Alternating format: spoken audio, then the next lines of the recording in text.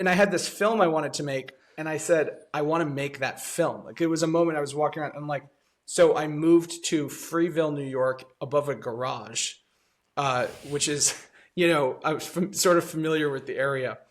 And so I was like, I gotta make this film. Like, and yeah, so it's a kind of a crazy, crazy story. But yeah, so then I spent the next 6 years making this movie. So you moved out of New York, and then 6 years it took to get this. Yeah, exactly. Please welcome to the pod director Daniel Masciari, who made his directorial debut with Station at Home, now available to rent or buy on all major platforms, including Prime Video and Apple TV. Welcome to the pod, Daniel. Thanks a lot for having me, Michael. Really happy to be. Yeah, man. I'm super excited to have you on. I'm going to read a brief blurb I got off the website of the movie for the listeners at home to get some understanding of what Station at Home's all about. On a clear and frigid Christmas Eve in 1998, in a small, forgotten city, a solitary taxi driver on a graveyard shift breathlessly awaits the sights of the International Space Station. As the hours count down, a parade of offbeat misfits derail his plans, propelling the story to its exhilarating climax. In this poetic, hilarious, and often absurd tale, complete strangers discover unexpected utility and newfound understanding of their place among the stars. Daniel, I had the good fortune of watching it off air before we started this. I told Daniel that I watched it once, but I was so captivated by something that happened towards the end of this movie that I had to at least rewatch it again, just to kind of make sure that if I missed something or what happened. Yeah, man, such a great directorial debut. Congrats. Thanks a lot. Thank you. Yeah, watching it twice is, probably the most flattering thing someone can say to me. It's right after the other. Absolutely. So we're recording this on the 11th, and this is the first day that you could rent or buy it across all these platforms. How exciting is this for you? I mean, it's incredibly exciting.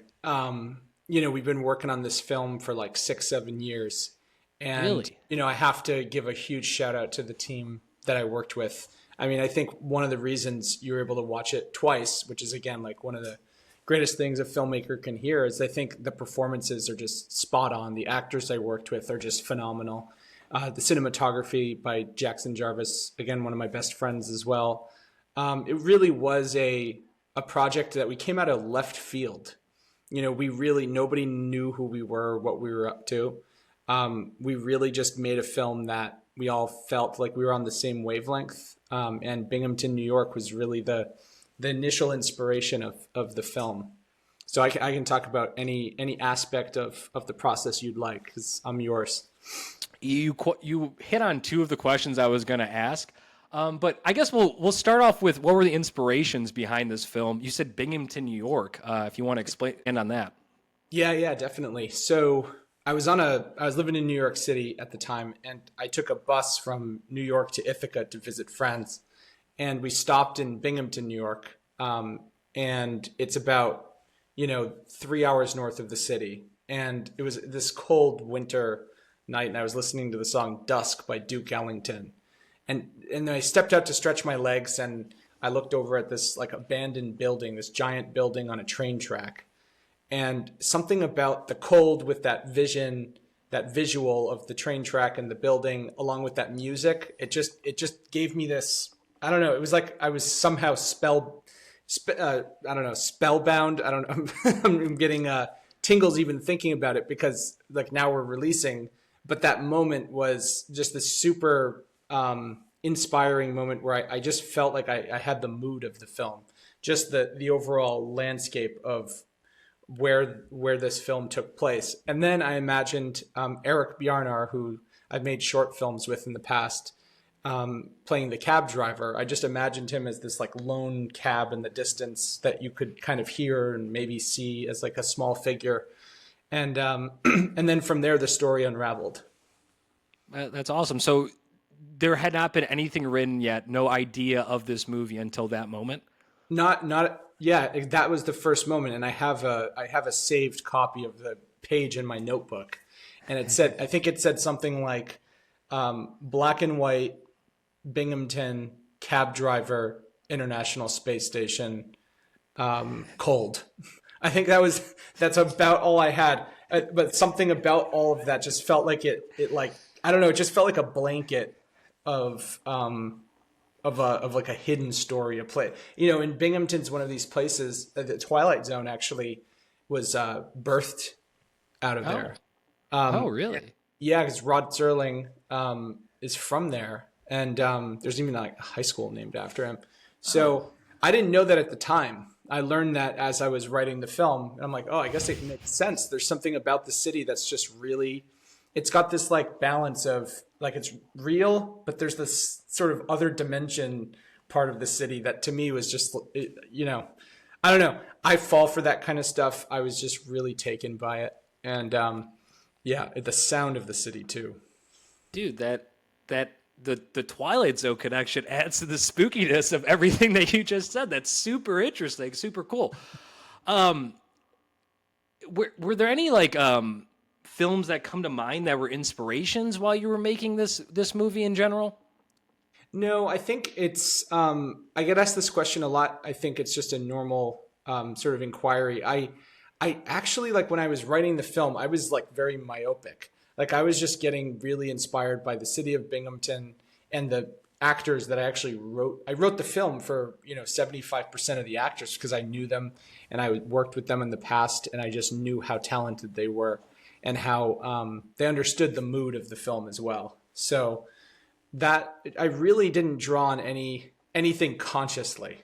But the films I like are a lot of films that a lot of people wouldn't necessarily know about. I'm sure you know about them, but I think films like by Antonioni have always inspired me, or Tarkovsky, these sort of obscure films. But then of course Jim Jarmusch films I've always loved, and I think the Coen brothers as well, and David Lynch. These are my heroes, and so I think I mean, I can sense the inspiration in this movie to those directors for sure. That's awesome, man. Super cool. My next question was, because my biggest takeaway from this movie is how well these acting performances are. Yeah. I mean, the whole movie in general does look fantastic, but the acting performances kind of blew me away. Is there anything that necessarily you did that helped these acting performances? Is it because you knew these actors so well that you had them in mind as you were writing these characters? If you can walk me through that process, I would love to know it. Yeah, I mean, I always think, when like whoever's playing the role really should be someone, at least for me, that you would be mourning the fact that they're not in the film if you couldn't use them in the film. They really have to be that perfect. Otherwise, it's, I don't know. I feel like every actor has a certain like essence to them and like a certain quality that you can't necessarily put into words. Like Ralph, for example, there's just something about his being, that just eludes a kind of magic, and it's hard to describe. I can't put that into words, but I know that when he and Daryl Johnson, for example, playing Harry, are in the diner, I know that on paper it says, Ralph looks to Harry, Harry looks away, Ralph looks out window, Harry looks to Ralph, Ralph looks back to Harry, Harry looks away. Like this sort of haiku sort of writing, as Daryl likes to talk about, is it only works if there's something that can't be put into words visually works, between the performances and sort of the emotion that they're bringing about. So yeah, I think again, these actors are people that I really am just, they're muses of mine, including Eliza Van Court, who plays Elaine. She was a muse of mine. So yeah, I think it's just a process of following the lead of your inspirations, be it a location or an actor. Yeah. And kind of just letting the actors kind of fill in the rest, essentially. Yeah, it's like give anchor points, and then they'll fill it in. But again, if you have a good relationship with the actors, they know that you can say, that wasn't quite it, but they'll want to work with you to get it. And then, then when and every actor, you might have to say talk to them a different way. Like with Eric, who plays Ralph, I could just say to him, zone out. And he knows what that means. Like it's a very, like, again, if I said that to another actor, it might be like, what are you talking about? Like, are you like stoned or something? But it's, he zones out so well though. Yeah, exactly. I know what you're saying. Like there's so many just close-ups out of his face where it's just like that. There's so much to it. Yeah, he's truly a master of the gesture. And I think a lot of these actors in the film, in fact, I'd say all of them are, actors that really love the small details. And so, yeah, and it was my first time working with Jamie Donnelly. I'd met her at a film festival and she's like, I want to be in your world. And I'm like, okay, great. I have a film. So, and she played Jan in the original Grease. So it was an incredible honor to work with her for the first time. So yeah, no, this was again, it wasn't difficult to direct these actors because we all shared the same common goal. Yeah. I mean, it definitely comes through on the screen. Each actor kind of has their own little arc, and they all kind of nail it in this just short, Christmas Eve, the short time period of the movie takes place. They all quite nail it. Yeah, kudos to you, but kudos also to the actors for sure. Yep. For people out there who are maybe want to get into directing, what like challenges have you faced in your life to get your first movie, your first directorial debut out there, and any advice that you would give them? Yeah, I mean, I think it has to be a project that you will give everything. At least for me, it takes a lot of sacrifice. So it can't be a project that you kind of would like to make. I think it has to be a film that you would basically sacrifice your entire well-being to make. Like, to a certain degree, it has to be worth that sacrifice. And so for me, I just never would want to make a film that I wouldn't give up, like, money and social life and all of this. Like I essentially moved to the woods to make this film. And again, no regret, but it was a very challenging road to make this film. So yeah, I'd say like the advice I give people whenever they ask, I'm like, if you need someone to, say you should make it, careful of that person, because it really has to come from within. It's because it's a kind of an insane thing to do. When you say move to the woods, what exactly do you mean? Did you actually move into the woods? Well, so I was living in New York, and I worked as an editor, at the time for like 6 years. And, I've been working as an editor for about 10 years professionally. And I had done like a proof of concept for the film. And there was like a period of time where I had no idea, how am I going to make this film? I have no clue. I knew I wanted to make it in Binghamton, but I didn't have any idea, how am I going to raise money? Like all my friends are broke. So it's so basically it was an insane process. So I was walking around New York, and believe it or not, I tried like twice to do some stand-up comedy. I actually won.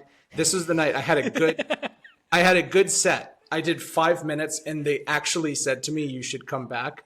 And it was funny because at that moment I was walking around and I'm like, I don't really like, it wasn't even like so hard. It wasn't even that rewarding. Like it was so, and I had this film I wanted to make, and I said, I want to make that film. Like it was a moment I was walking around and I'm like, so I moved to Freeville, New York, above a garage, which is, I was sort of familiar with the area. And so I was like, I gotta make this film. Like, and yeah, so it's a kind of a crazy story. But yeah, so then I spent the next 6 years making this movie. So you So you moved out of New York, and then 6 years it took to get this.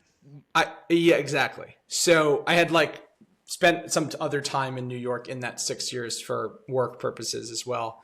But generally, yeah, I've been just working on this film because I wanted to simplify my life to a point where I actually could dedicate that time to the film, because it is essentially a full-time job to make the film and to raise the money and to, produce this thing. So I was very fortunate to have a really incredible team, supportive team that their support never wavered. They never thought we weren't going to make it.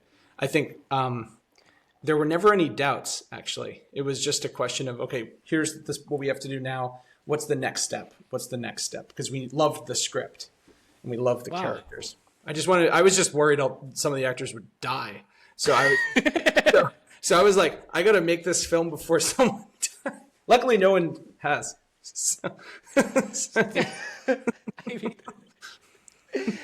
I mean, there's so many different. Some of your stand-up is showing through. So when was this filmed? Now I'm just curious of the timeline. So there's a 6-year time period. So was the majority of that just trying to get funding and just trying to basically make ends meet and live as simple as possible? Yes, exactly. Hermitude is the word. So yeah, I spent I spent like 3 years raising money, three and a half. And then it was COVID, right? So then our budget then went up even higher because like it was like a 25-30% increase with COVID costs. Yeah. So then it was another like 2 years. So yeah, so that sounds about right. My math, I think, is on point. And then, we shot and edited the film in like a year and a half. And so that part was like easily the smallest portion of time. I mean, the easiest part was actually filming the actual movie. Yeah, because I think too, when you run into obstacles when you're shooting, it's like, especially coming from an editing background and having the film just prepared to the T with Jackson, it was if there were an obstacle, like we can solve it because it's in our free will to do that. So it's kind of those sorts of obstacles are not sort of stressful. I find them to be a bit more fun in a way, So. Yeah, for sure. It's really interesting that you've brought up that you basically cut your teeth via editing, correct? Yes, exactly. 100%. I edited the entire time through that. Yeah, I mean, it shows. This movie is extremely well edited. There's multiple timelines interwoven together. That's what we talked about off screen. There's multiple timelines interwoven together very seamlessly. There's multiple stories being told at the same time for different characters' point of view. Your 10-year experience of editing, how did that impact you as a director? Yeah, I love that question. I think it's sort of, there's something about editing that allows you to realize so little is actually going to be used, if that makes sense. Yeah. It's like, at the end of the day, it also helps you work backwards, right? So when I'm writing, and this is how I work when I'm writing, sometimes to a fault, because you want to have flexibility, of course, with the performances. You want to make sure you're not becoming like ideological about certain things that are going to happen. But it allows you to sort of look at how it's going to be assembled, and how it's going to be, what the sort of like architecture of the film is going to be. Where are you actually editing to, and how is it going to be put when you're actually cooking it? So I think it helps in that regard. There's, knowing when to use the butcher knife and when to use a scalpel, I guess. So it's, there is a kind of freedom knowing that, really not much is actually going to be used of what you shoot. So may as well shoot not just what you need, but make sure you at least know what that could be. Yeah, no, that's awesome for sure. What was the biggest challenge then? Was it just getting the money? That was a challenge. Um, but then also, I mean, like, again, I love the cold. Um, I think it was tough for the cast, especially Jeff, who plays Jack, because he's wearing a very light coat, and it was actually like negative 15 degrees at one point. So it was freezing. Um, didn't really have any equipment issues, but I think that yeah, the hardest part, especially for a film like ours, which is why this is such an incredible moment, we came out of nowhere. You know, we really no huge names, a small budget. It's really a film that they don't really make too many films like this anymore. You know, that isn't either a studio or at least like a bigger budget than this. So to be able to like have our festival run, starting with Glasgow, going to Brooklyn, and then a few more after that, and I don't think we're done yet. And then have this North American release for, again, my producer Eliza says we're like the little film that could, which I really love that phrase, because it truly, you know, no one knew who we were. You know, we're kind of going into this sort of labyrinth of the industry, and our film is finding its audience. So it's incredibly exciting and gratifying. Yeah, can't imagine how rewarding it is. So, living above that garage for 6 years, eating ramen, was it all worth it? I was eating a lot of broccoli and rice. I mean, and I speak of this as like it was that long ago. It's like not that long. We're still eating a lot of broccoli and rice, but you know, I'd say nothing against broccoli and rice. Very healthy, stable. For Food. sure. For sure. But Wish I ate more broccoli and rice. no, it was. I mean, it was a real interesting process because, and again, I feel like some of this stuff could also be boring to talk too much about. But maybe I'm making a bad assumption. But you know, like learning about, you know, with my producer Bethany, who understands all of the, you know, paperwork and all of this stuff. I learned a lot of this as I went, right? So. Yeah, so it was a big learning curve, but you can't really learn that stuff without doing it. So again, I just had a really great team that, you know, anytime we needed to navigate something, we would. So Yeah, yeah. for sure. Absolutely. And I guess my last question for you today, when I was in Paris, I was in a dive bar and I happened to bump into a director. We both had a couple of drinks and we were chatting. And I asked him this question. I said, give me a movie that you think I should watch that I haven't seen before. And then he just talked about Paris, Texas to me for the next 30 minutes. And Paris, Texas is awesome. I went home and watched Paris, Texas, and I love Paris, Texas. So for me and for the viewers at home, you can make it obscure as you want, but can you give us all one movie that we should watch? That's your recommendation. This is a movie I've seen a number of times, and maybe I'm saying it because I saw it recently, so it's sort of fresh in my mind. The Passenger by Antonioni. I really recommend this film. It's it's one of his, you know, films that are in English, generally, but it stars Jack Nicholson, and like to describe it would be bad, but I'll try. But basically, it's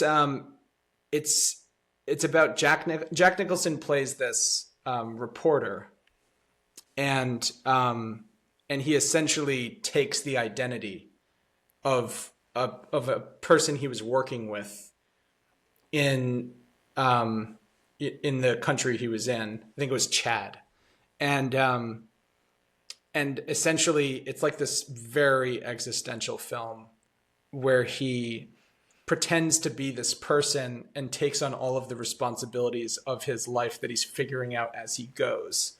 So not to give too much away, but the guy was like part of, he was working with these arms dealers, and then he starts to get entangled in like his life working with these arms dealers.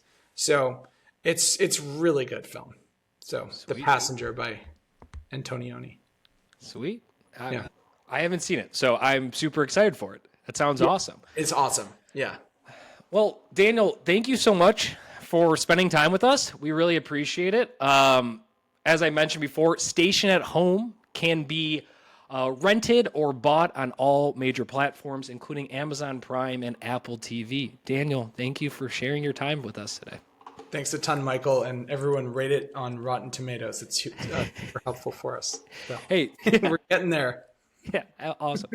Take care, man. Thank you. Bye.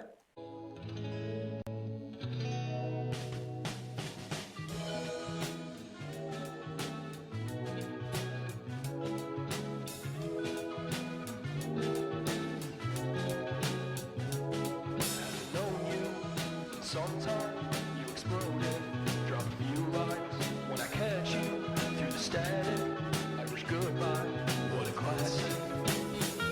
Perennial girl in love once again. When it comes, she disappears. Maybe she'll stay.